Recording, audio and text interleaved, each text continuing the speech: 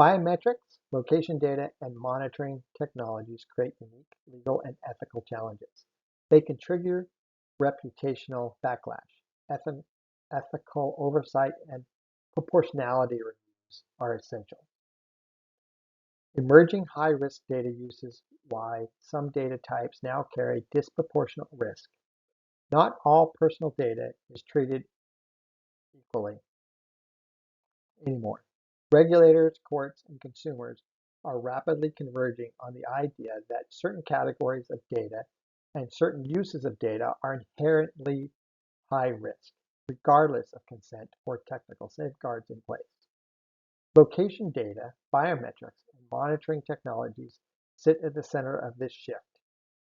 These data uses are increasingly framed not as routine personal data processing, but as surveillance, behavioral control, autonomy-reducing technologies. For executives, the issue is no longer, is this lawful, but is this defensible? Why high-risk usage is the new regulatory lens. Excuse me. Modern privacy regimes increasingly regulate how data is used, rather than just what is collected. High-risk data uses typically share four traits: continuous or passive collection, difficult difficulty of meaningful opt-out, asymmetric power between collector and subject, potential for harm beyond the original purpose.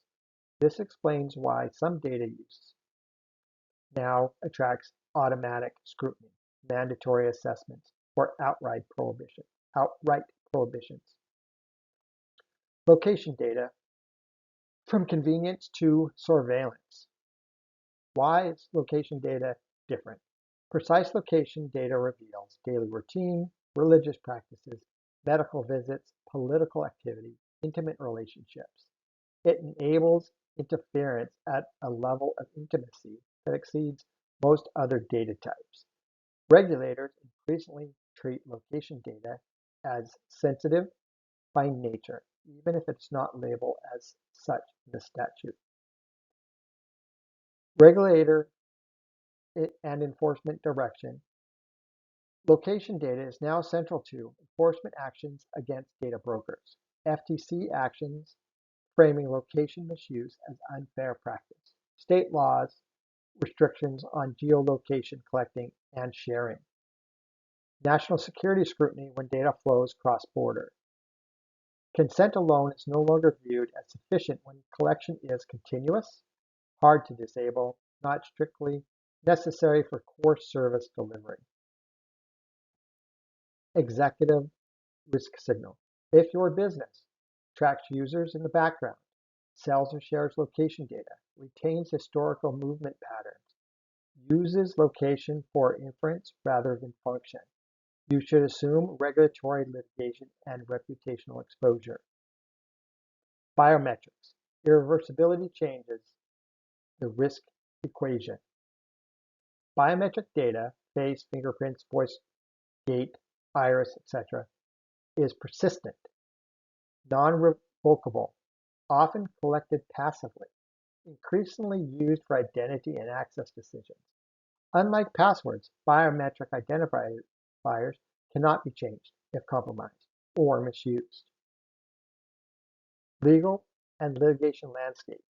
Biometrics attract statutory damages, notable under state laws, strict notices and consent requirements, heightened enforcement interests, privacy rights of action.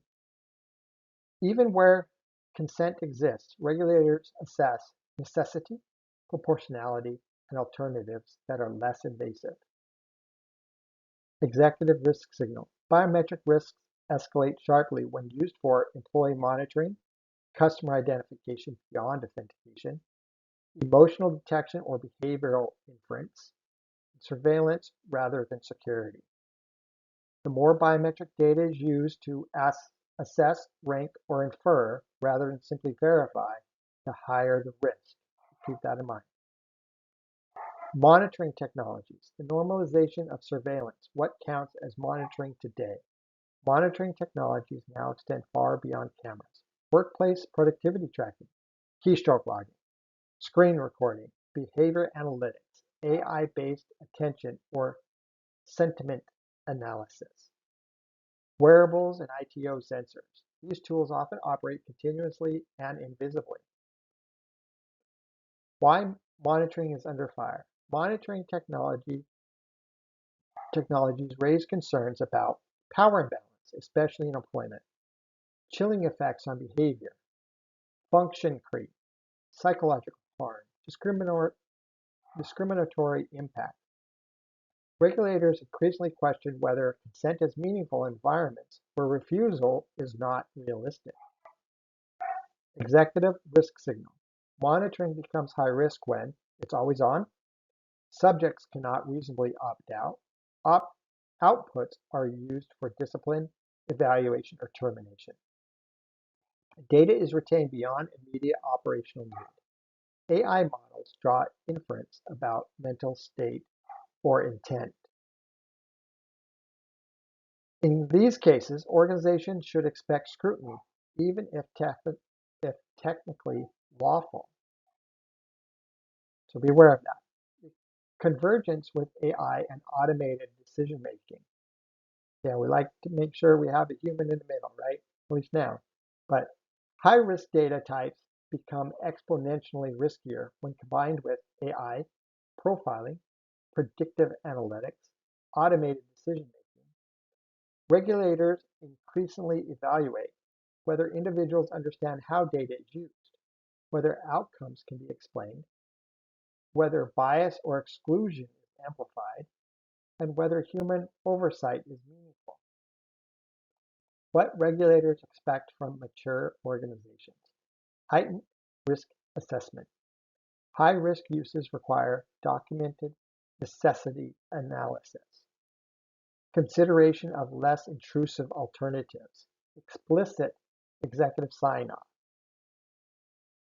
a purpose discipline. Organizations must clearly articulate why this data is needed, why this method is chosen, why less invasive options were rejected. Short retention and strong controls. High-risk data should have minimal retention, restricted access, strong encryption, and limited reuse. Remember, governance, not just compliance. Regulators increasingly look for ethics review process, cross-functional oversight, evidence that leadership considered downstream impacts. Strategic executive takeaways. Some data uses now carry presumptive risk. You must justify them, not regulators. Excuse me. Consent is weakening as a shield, especially in surveillance-like contexts. Invasiveness matters as much as legality. Lawful does not mean defensible. High-risk data plus AI multiplies exposure. Technical sophistication increases scrutiny. And if you would struggle to explain the use publicly, expect regulatory concern.